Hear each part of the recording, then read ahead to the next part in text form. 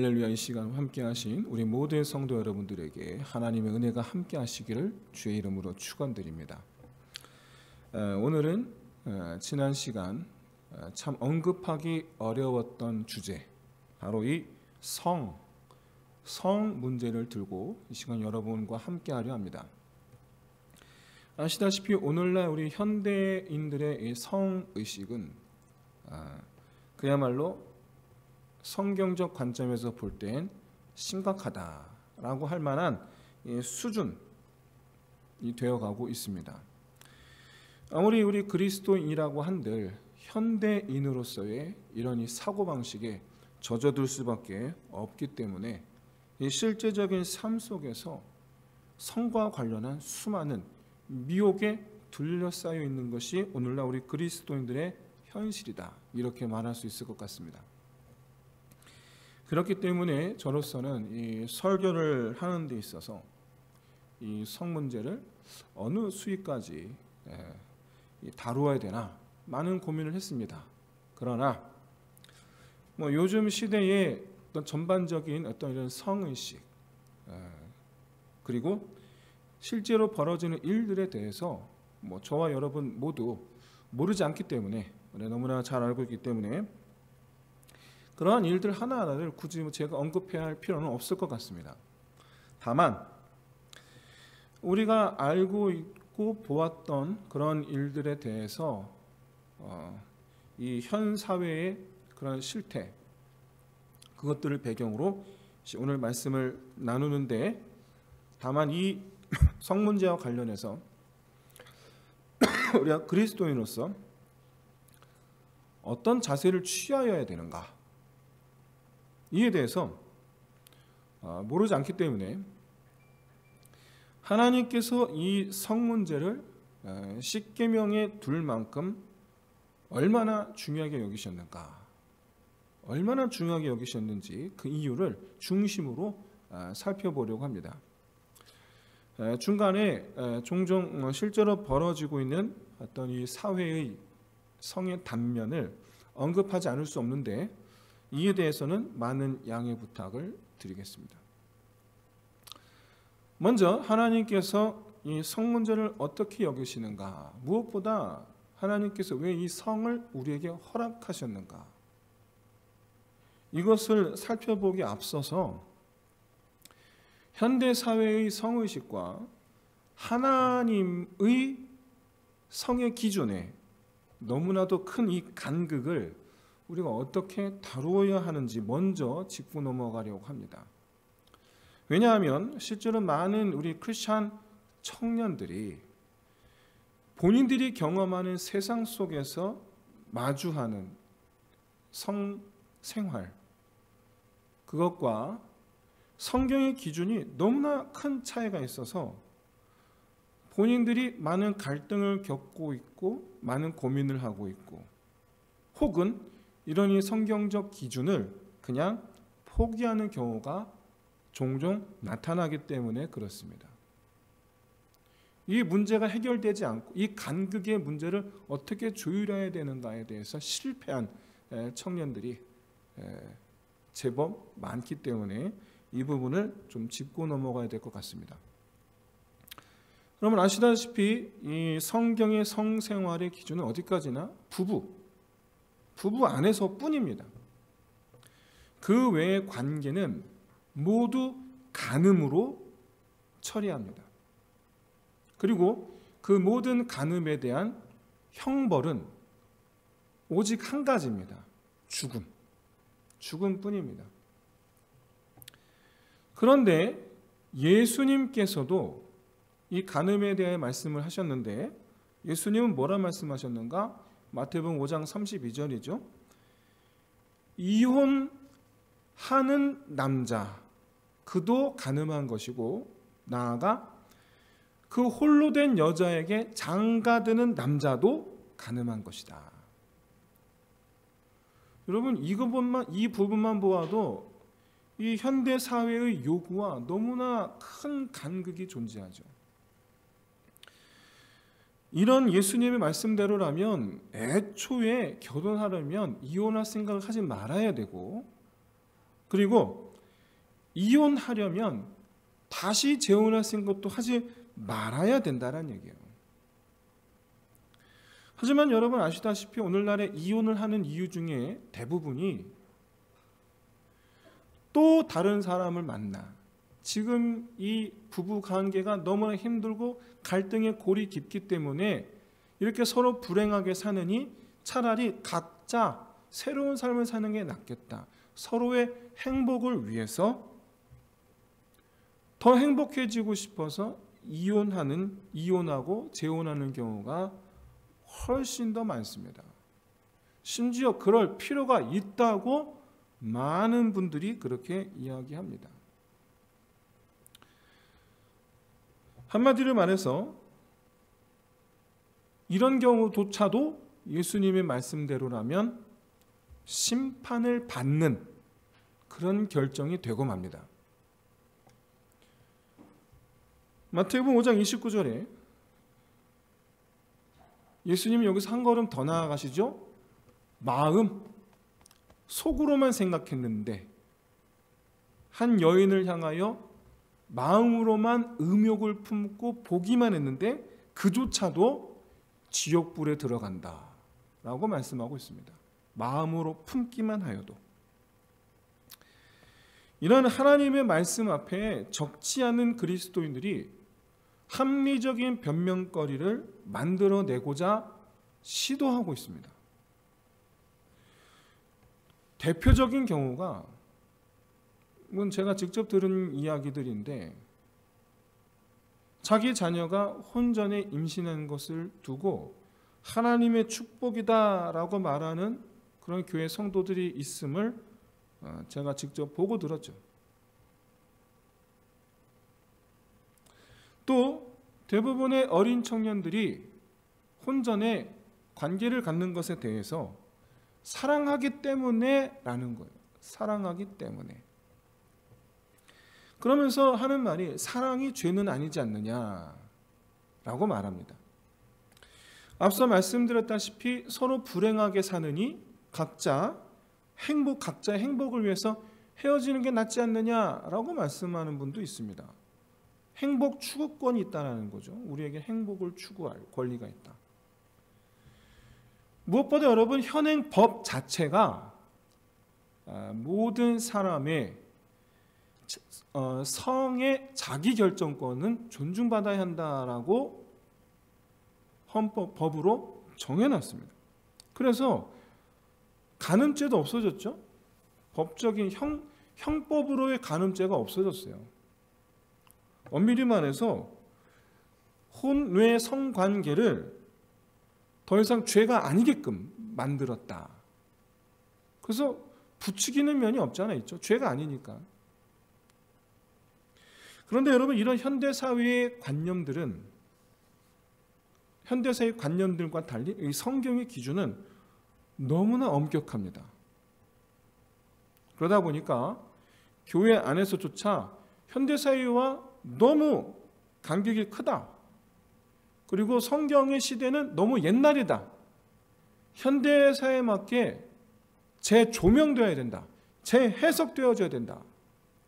그래서 성경의 기준을 느슨하게 만들려는 이런 시도들을 하고 있습니다. 동성애도 마찬가지죠. 우리나라에는 없지만 타국에는 동성애를 인용하는 교단이 있죠. 앞서 언급하였던 축복이다, 사랑이다, 행복 추구권이 있다, 성적 자기 결정권이 있다, 이런 관념들을 토대로 이 교회의 성에 관한 기준이 너무 강압적이다, 재해석되어야 된다 주장하고 있는 것이 현실입니다.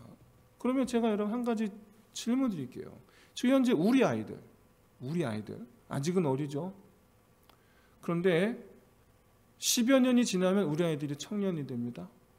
그때 우리에게 청년부 담당 목사님이 생기겠죠? 그런데 그 청년부 담당 목사님이 우리 이 아이들을 데리고 이렇게 설교하는 거예요. 청년 여러분, 여러분이 서로 남과 여가 만나서 연애할 때 그 사랑 얼마나 귀합니까? 우리의 마음이 얼마나 귀중하고 우리의 마음이 얼마나 소중합니까? 그런 마음은 존중받아야 합니다. 하나님께서도 그런 여러분의 마음을 충분히 이해해 주실 겁니다. 그러니까 여러분의 그 사랑의 마음을 풍성하게 우리 가져가기 위해서 관계를 갖는 것도 괜찮습니다. 단만 반드시 꼭 그 사람과 결혼이 전제되어야 됩니다. 모르긴 몰라도 제가 장담하는데 여러분 다 들고 일어나서 저를 찾아오실 거예요. 저 청년부 목사 자르라고. 다 분명 그렇게 말씀하실 거예요. 여러분 이렇게 교회에서 이렇게 가르치는 거 이거 아니지 않습니까? 그건 아니잖아요. 교회는 하나님께서 명령하신 기준을 선포해야 되는 거예요. 혼의 성관계를 축복이네, 사랑이네, 행복 추구권이네, 성적 자기결정권이네, 이런 개념들로 하나님의 법을 느슨하게 만들려는 시도 그 자체가 이 명령을 하신 하나님을 우습게 여기는 거, 우습게 만드는 거예요. 그걸 가리켜서 하나님을 기만하다 이렇게 말하는 거죠. 하나님을 기만하는 행위예요. 세상적 가치관과 성경적 가치관의 이 간극에서 하나님을 믿는 사람으로서 취해야 할 자세, 스탠스는 세상 가치관으로 하나님의 율법을 재조명해서는 안 된다. 믿는 사람은 세상적 가치관으로 하나님의 율법을 이리 재고 저리 재고 할 것이 아니라 과감하게 세상적 가치관을 버리고 하나님의 율법을 내 것으로 취해야 될 줄로 믿습니다. 여러분, 세상과 하나님의 나라는 다릅니다. 세상은 세상의 법이 지배하는 곳이고 하나님의 나라는 하나님의 법이 지배하는 곳입니다. 세상과 하나님의 나라는 다를 수가 없어요. 아니, 같을 수가 없어요. 달라요. 장차 주님 오시면 세상 나라는 심판받아 멸망할 곳이고 없어진다는 얘기예요. 멸망이에요. 오직 온 우주에는 하나님의 나라만 서게 될 줄로 믿습니다. 세상적 가치관으로 하나님의 나라를 비추어 보면 안 됩니다. 그래서 우리가 어려서부터 자라오면서 길들여져 왔던 그런 세상 가치관을 버리고 그리스도의 법에 굴복하는 것이 마땅한 일인 줄로 믿습니다. 그런 의미에서 혹시라도 내가 갈등 고민하면서 이래도 되는 것 아닌가 저래도 되는 것 아닌가 세상적 가치관으로 하나님의 법을 이리저리 재단하고 그런 하나님의 법을 느슨하게 만들려는 시도 그만하시고 내가 갖고 있던 그 가치관들을 내 안에서 쳐내서 하나님의 율법으로 무장하는 저와 여러분 되시기를 주의 이름으로 축원드립니다. 이 문제는 성 문제만 해당되는 거 아니죠? 다 마찬가지입니다. 모든 면에 있어 다 그렇습니다. 이렇게 하나님의 법으로 무장하겠다 이렇게 여러분 작정하셨으면 그러면 그 다음 단계 하나님은 왜 이렇게 이 성 문제에 관해서 전혀 관대하지 않으신가? 엄격하신가? 라는 문제죠. 왜? 그 이유가 뭔가? 이 성 문제와 관련하여서 좀 더 자세한 지침을 전달하는 성경 본문이 레위기 18장과 20장 그리고 신명기 22장입니다. 이 중에 레위기 20장과 신명기 22장은 대동소이한데 공통점이 있습니다. 혼의 성관계를 맺으면 모두 죽이라는 거예요. 그런데 예외가 딱 두 가지가 있어요. 예외가 있어요. 그 중에 하나가 첫 번째로 들판에서 여인이 강간을 당한 경우입니다. 이때 강간을 행한 남자는 당연히 죽입니다. 이 처녀는 왜 안 죽이냐면 들에서 만났기 때문에, 아무도 없는 들에서 만났기 때문에 이 처녀가 아무리 소리 질러도 그 누구도 도와줄 수가 없잖아요. 구원받을 길이 없었던 거예요. 그래서 이 처녀는 아무런 조치를 취하지 않습니다. 그리고 온전한 처녀로 대우를 하게 되어 있습니다. 두 번째는 신명기 22장 29절에 있는 말씀인데, 일단 약혼을 안 한 처녀예요. 이런 약혼을 안 한 처녀가 어떤 남자와 동침을 했습니다. 이런 경우 동침한 사실이 드러났을 경우, 그러니까 들켰을 경우 그 자리에서 즉시로 이 여인을 아내로 맞이해야 하는 경우예요. 그러지 않으면 둘 다 죽임을 당합니다. 그 자리에서 바로 아내로 맞이해야 돼요. 들켰어요? 이 처녀의 아버지가 이 사실을 알았어요? 네가 지금 내 딸과 동침하였느냐? 그러면 그 말을 듣자마자 즉시로 이 남자는 은 50세겔을 이 처녀의 아버지에게 주고 그 자리에서 바로 아내로 데려와야 돼요. 이렇게 하지 않으면 둘 다 마찬가지로 죽임을 당합니다. 이 두 경우를 제외하고 어떤 경우든 혼의 성관계는 다 죽이라라고 명령을 하고 있습니다. 그런데 레위기 18장은 죽이라는 이 표현을 조금 다르게 표현합니다. 두 가지로 표현을 하는데, 하나는 혼의 성관계를 한 그 모두를 땅이 토해내리라. 두 번째는 그들은 모두 하나님의 백성에서 끊어지리라 라고 말씀하고 있다는 거예요. 먼저 레위기 18장 25절을 보십시오. 그 땅도 더러워졌으므로 내가 그 악으로 말미암아 벌하고, 하나님께서 일단 벌하시는 거예요. 그런데 그 땅도 스스로 그 주민을 토하여 내느니라. 그 땅은 가나안 땅입니다. 가나안 땅은 하나님 나라입니다. 하나님 나라가 토해버린다라는 거예요. 쫓아버린다라는 거예요. 하나님 나라에 거할 수가 없어요. 두 번째는요, 레위기 18장 29절 말씀이죠. 이 가증한 모든 일을 행한 자는 그 백성 중에서 끊어지리라. 역시 마찬가지로 이 백성, 하나님의 백성입니다. 하나님의 자녀들이 하나님의 백성들이에요. 그런데 그 하나님 백성들로부터 끊어져 버린다. 더 이상 하나님의 백성이 되지 못하리라라는 뜻이에요. 이 실제 의미는 역시 마찬가지로 죽음입니다. 죽음. 실제적인 의미도 죽음인데 영적인 의미는 뭡니까? 그렇다면 죽음이란 영적인 의미는 뭐예요? 구원받지 못한다는 거예요. 하나님 나라의 백성이 아니라는 얘기예요. 오늘날 사회, 현대 사회를 생각하면 실질적인 죽음의 형벌을 내릴 수가 없습니다. 그러나 여전히 유효한 것은 그 죽음이란 의미에 담긴 영적 의미죠. 하나님 백성 중에서 끊어지리라는, 땅이 토해내리라는, 하나님의 나라가 그를 거부한다라는 거예요. 토해내리라. 그리고 더 이상 하나님의 백성이 될 수 없다라는 얘기예요. 이 영적인 의미는 그대로 고스란히 현대교회에서 현대교회, 현대 그리스도인들조차도, 아니 현대 그리스도인들뿐만 아니라 장차 미래의 모든 그리스도인들, 예수님 오시는 날까지 모든 그리스도인들 다 똑같습니다. 이렇게 혼의 성관계를 한 사람이 불신자 말고요, 불신자는 믿지 않음으로 말미암아 이미 하나님 백성이 아닌 거니까. 근데 이 혼의 성관계를 한 사람이 크리스찬이다, 성도였다, 바로 이 율법의 영적 의미, 죽음의 영적 의미가 그대로 적용되는 거죠.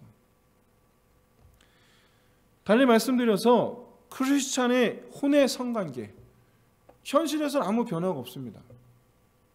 당장 하나님께서 어떤 징계하시는 것도 아닙니다.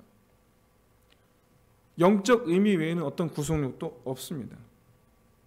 근데 말이죠, 그러다 보니 오늘날 크리스찬들의 성 문제는 점점 더 심각해져 가고 있습니다. 어떤 구속력도 없으니까. 물론 옛적 이스라엘에서 성적 타락이 없었던 건 아닙니다. 오히려 심각했습니다. 하지만 다윗, 요아스, 히스기야 이런 이 성령 부흥운동, 신앙 부흥운동을 일으켰던 왕들의 시대에는 그때만큼은 율법을 철저하게 지켰기 때문에 이런 성적 문란함이 사라졌습니다. 따라서 여기서 우리는 가늠한 자를 죽이라라는 율법, 왜 죽이라고 하셨을까에 대한 하나님의 목적 두 가지가 있음을 봅니다. 첫 번째는 억제력이죠. 못하게 하려고. 행하면 죽으니까. 구속력, 억제력을 위해서고, 또 하나는 그 자체가 하나님의 뜻이라는 거예요. 말씀드렸다시피 하나님의 백성이 안 된다라는 거죠. 가늠한 자, 모든 혼외 성관계를 행한 자, 하나님의 나라에 들어가지 못합니다. 이 영적인 의미를 강조하기 위해서 실제적인 처벌로서, 그리고 또 영적인 의미로서 죽이라라는 형벌을 정하신 거예요. 이 제7계명이 오늘날 현대교회에 남겨놓은 것은 앞서 말씀드렸다시피 실제적인 징벌로서가 아니라 영적 의미로서 여전히 계승되어 남아 있습니다. 여러분, 성적인 문제는 우리의 구원과 때려야 뗄 수 없는 불가분의 관계에 있다라는 것을 꼭 명심하시기를 바랍니다. 왜냐? 하나님께서 가장 싫어하시는 것이 바로 이 성 안에 있고, 반대로 하나님께서 가장 기뻐하시는 것 또한 바로 이 성 안에 있기 때문에 그렇습니다. 오늘날 우리 모든 성도들이 이 사실을 분명히 깨달아 알아야 할 줄로 믿습니다. 예수 믿으면 구원받는다라는 것은 모든 죄를 허용함을 말씀하는 것이 아니에요. 오히려 모든 죄를 벗어버리게 하시려고 주님께서 십자가에 죽으셨고, 그랬기 때문에 예수를 믿는다라는 것은 더 이상 내가 죄를 입지 않겠다라는 이 결단을 포함하는 거예요.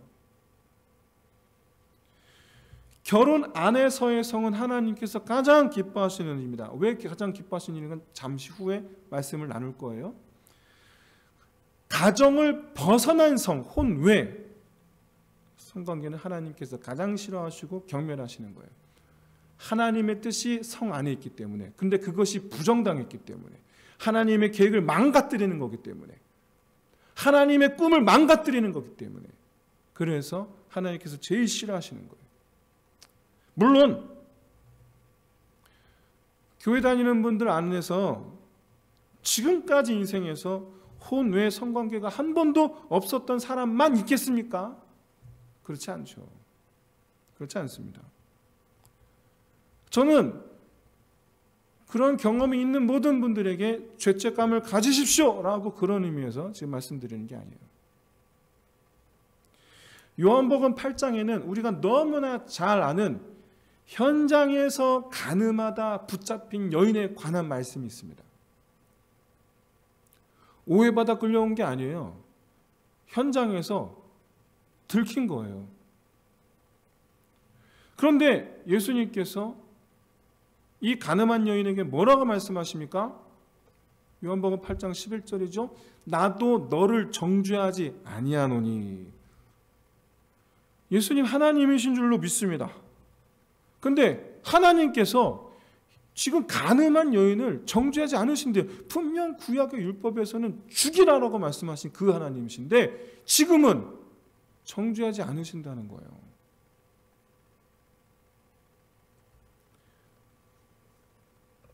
우리 주 예수 그리스도께서는 잃은 자를 찾으러 오신 하나님이신 줄로 믿습니다. 비록 당시 유대인들은 자기들 스스로를 하나님의 백성이라고 생각들은 그렇게 하고 있지만 정작 하나님은 그들의 믿음을 전혀 인정하고 계시지 않았어요. 하나님은 오히려 그들 모두를 잃어버린 사람으로 대하셨어요. 누가복음 19장 10절에서 주님은 제자들에게 말씀하십니다. 내가 온 것은 잃어버린 자를 찾아 구원하기 위해서다. 예수님께서 가늠한 여인에게, 다시 말해서 지금 죄를 지은 이 여인에게 내가 너를 정죄하지 아니한다 라고 말씀하신 것은 이 여인의 상태가 지금 잃어버린 상태에 있기 때문이라는 거예요. 그래서 내가 너를 찾으려 하노라 라는 거예요. 내가 너를 찾으려 하노라. 그래서 그 뒤에 덧붙인 말씀이 뭡니까? 가서 다시는 죄를 범하지 말라. 예수님께서 찾으신 자는 그 시점부터 가서 똑같은 죄를 범하지 않는 사람, 다시는 죄를 입지 않는 사람, 지금까지 죄의 모습으로 잃어버린 자의 행색으로 있던 이들을 십자가 보혈의 피로 씻겨주심으로 새롭게 된 이후로 똑같은 그 죄의 옷을 입지 않는 것.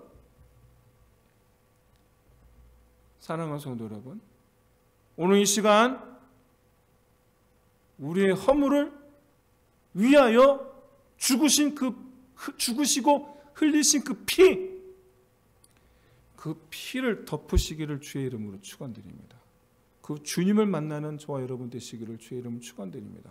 그래서 오늘 이 시간 이 말씀, 이 복음의 말씀, 이 말씀이 선포된 바로 이 시간, 주님께서 가늠한 여인에게 내가 너를 정죄하지 아니하노니 돌아가서 다시는 죄를 범하지 말라 말씀하신 바로 그 시점 이후로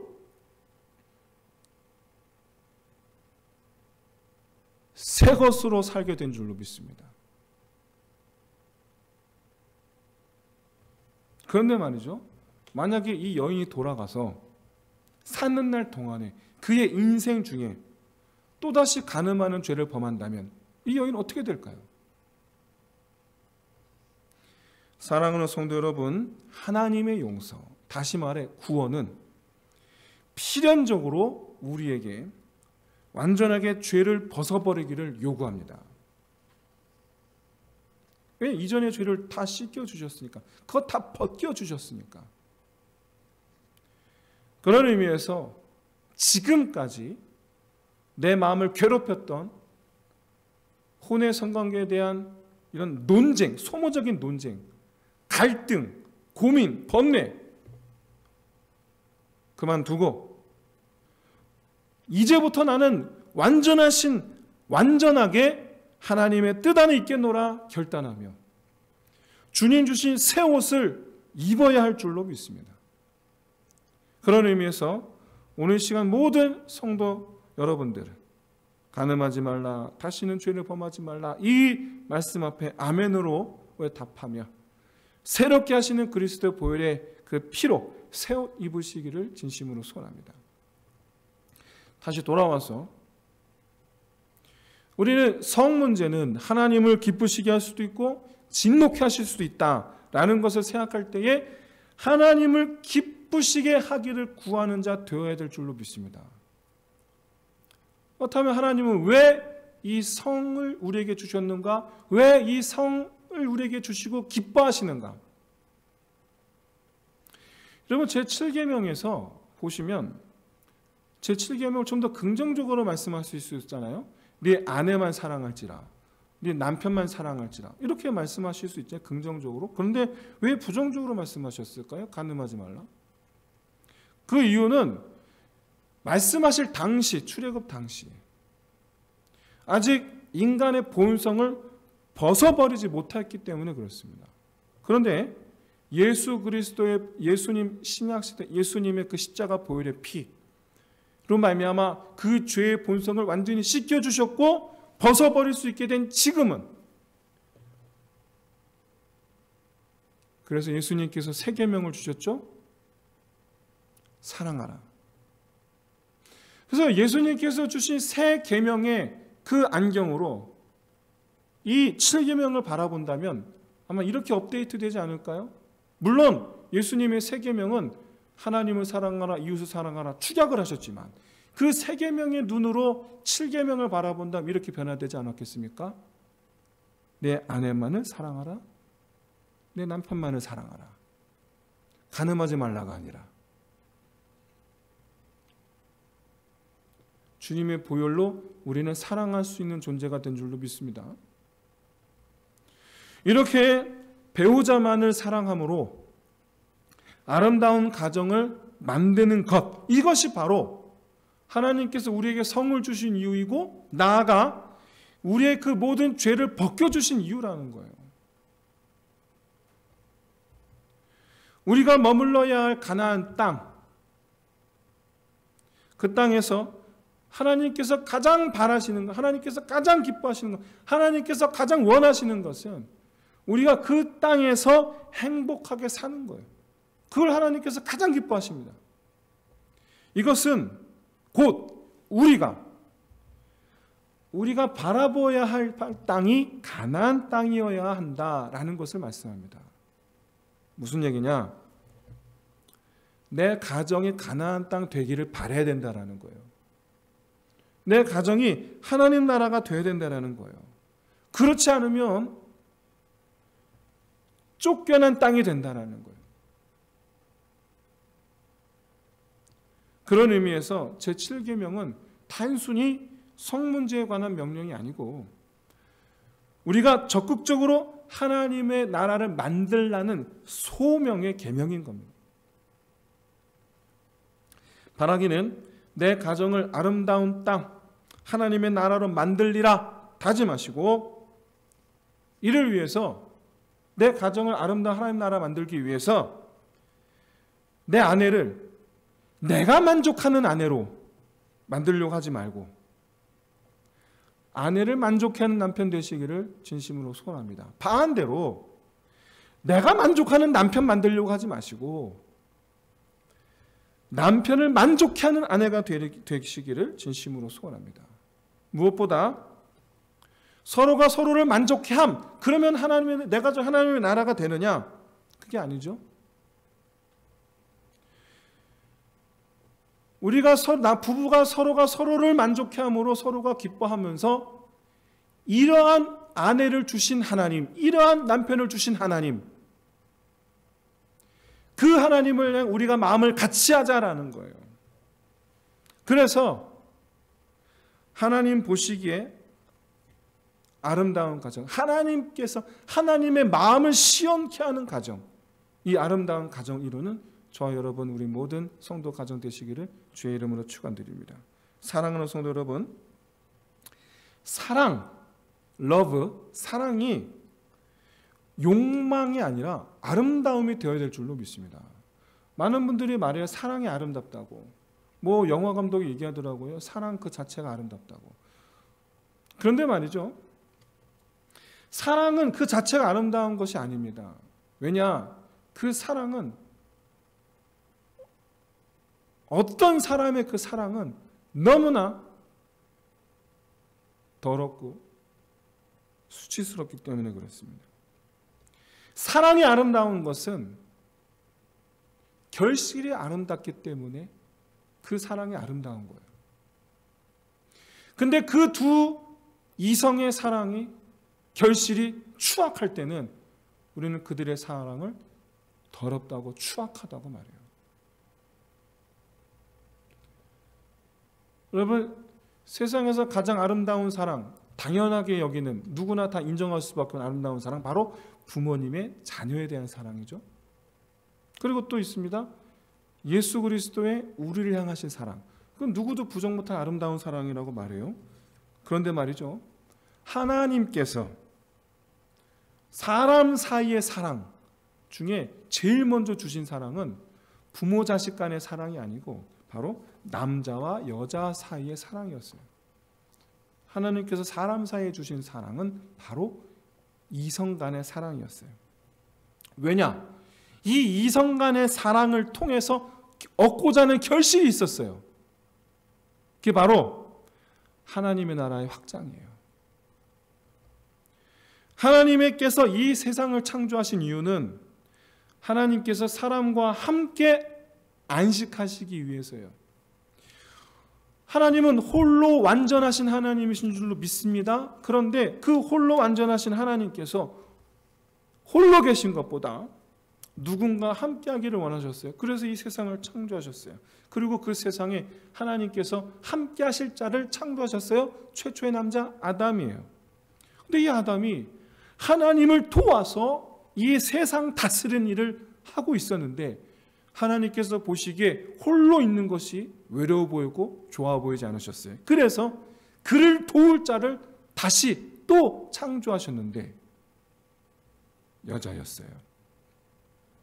그런데 단순히 돕는 사람이 아니라, 돕는 역할로서가 아니라 배필의 역할로서 여자를 지으셨어요.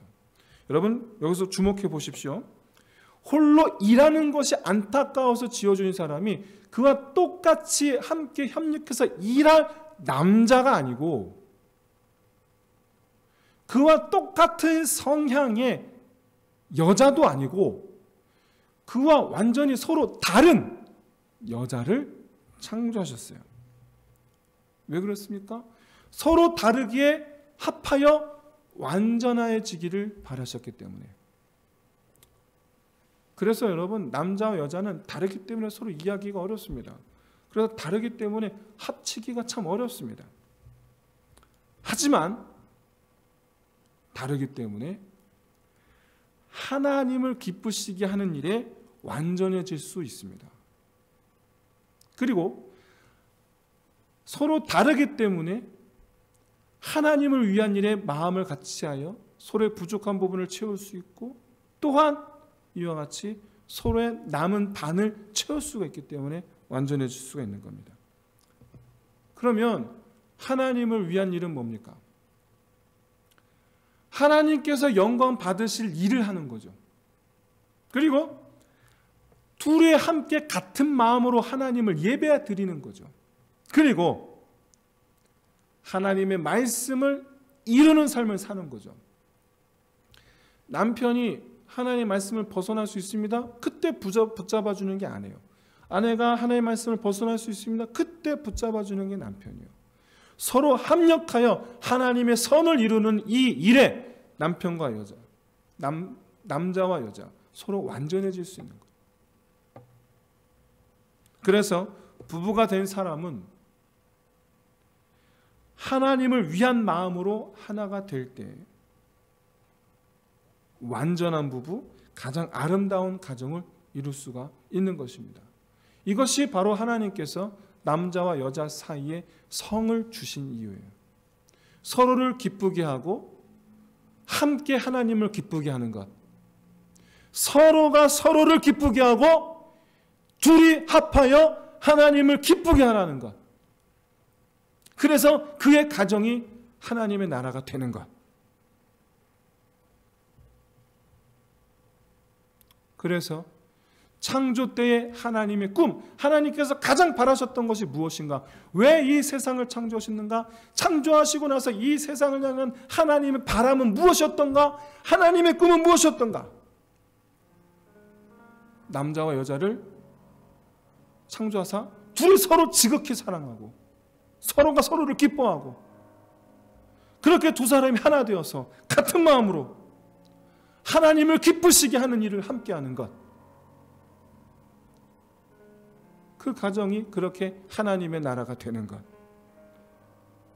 그 두 사람의 소생이 늘어나는 것, 그들 또한 함께 부부가 되어서 부부가 되어 가정을 이루어 이 땅에 하나님의 나라가 되는 가정이 차고도 넘치게 되는 것, 그렇게 하나님의 나라가 확장되는 것, 이 하나님의 꿈, 이 꿈을 이루기 위해 저와 여러분 철저하게 이 7계명을 지키며 그렇게 내 가정, 나와 아내가, 나와 남편이 더불어 함께 하나님의 나라를 이루기를 힘쓰는 저와 여러분 우리 모든 성도들 가정 되시기를 주의 이름으로 축원드립니다. 이를 위해서 우리 함께 기도합시다. 먼저 우리 가정, 아름다운 가정 되기를 위해서 우리 부부와 우리 부모님과 우리 자녀 함께 우리 가정이 아름다운 가정 되기를 배우자를 기쁘게 하는, 내가 내 아내를, 내가 내 남편을 기쁘게 하는 자가 되게 하옵소서. 내 배우자를 기쁘게 하는 자가 되옵소서. 그리고 우리 두 사람 함께 하나님을 기쁘시게 하는 부부가 되게 하옵소서. 이 일에 우리 함께 기도하겠습니다. 할렐루야. 하나님 아버지, 주여 간절히 소원합니다. 하나님, 이 시간 주님 주신 말씀 붙들고 나아갑니다. 주님께서 우리 7계명을 주신 이유, 바로 하나님의 나라를 세우라는 이 명령. 하나님, 이를 위해서, 주님께서 이것을 위해서 남자와 여자가 서로가 서로를